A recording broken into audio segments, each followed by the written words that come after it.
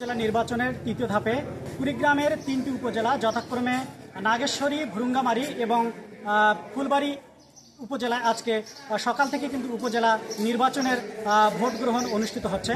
দর্শক, আমি যদি আপনাদেরকে একটু দেখাতে চেষ্টা করি, আমি এই মুহূর্তে দাঁড়িয়ে আছি কুড়িগ্রামের ভুরুঙ্গামারী উপজেলার তিলাই উচ্চ বিদ্যালয় কেন্দ্রে। দর্শক, আমি যদি আপনাদেরকে একটু দেখাতে চেষ্টা করি যে এখানে কিন্তু সকাল থেকে ভোটাররা তাদের ভোটদান কিন্তু প্রয়োগ করছেন এবং ভোটার উপস্থিতি কিন্তু ভুরুঙ্গামারীর অন্যান্য কেন্দ্রের তুলনায় কিন্তু এখানে ভোটার উপস্থিতি অনেক ভালো। দর্শক, আমি যদি এই উপজেলার একটু পরিসংখ্যানটি যদি আমি আপনাদেরকে একটু জানাতে চেষ্টা করি যে এখানে কিন্তু 10টি ইউনিয়নে মোট ভোটার সংখ্যা রয়েছে 1,98,734 জন এবং 93টি কেন্দ্রে কিন্তু ভোট গ্রহণ অনুষ্ঠিত হচ্ছে। দর্শক, এখানে কিন্তু এই তিলাই উচ্চ বিদ্যালয়ে অনেক ভোটার এসেছেন ভোটদান প্রয়োগ করার জন্য। এখানে কয়েকজন ভোটার রয়েছেন, আমি যদি একটু তাদের সাথে কথা বলি। চাচা, আপনি কি ভোট দিতে এসেছেন? হ্যাঁ জি, ভোট দিতে। ভোটের পরিবেশ কেমন? খুব সুন্দর, ভালো।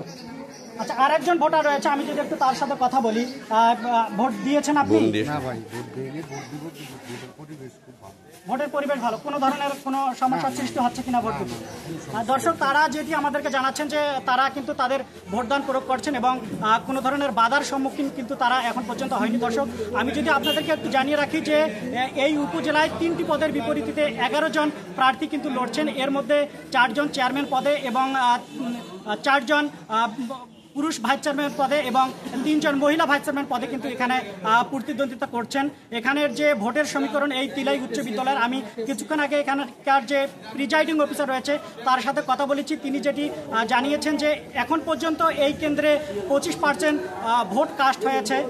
তারা মনে করছেন যে বেলা বাড়ার সাথে সাথে হয়তো এখানে আরও ভোটের যেটি পার্সেন্টেজ আছে সেটি আরও বৃদ্ধি পাবে, এমনটি কিন্তু এখানকার প্রিজাইডিং অফিসার জানিয়েছেন। আমরা এই ভুরুঙ্গামারী উপজেলার বিভিন্ন কেন্দ্র ঘুরে দেখেছি, এখন পর্যন্ত কোনো ধরনের কোনো নাশকতা বা কোনো বিশৃঙ্খলার সংবাদ কিন্তু আমাদের কাছে নেই। দর্শক, এই ছিল ভুরুঙ্গামারীর তিলাই উচ্চ বিদ্যালয় থেকে সর্বশেষ তথ্য। রাশেদুজ্জামান তাওহিদ, গ্লোবাল টেলিভিশন।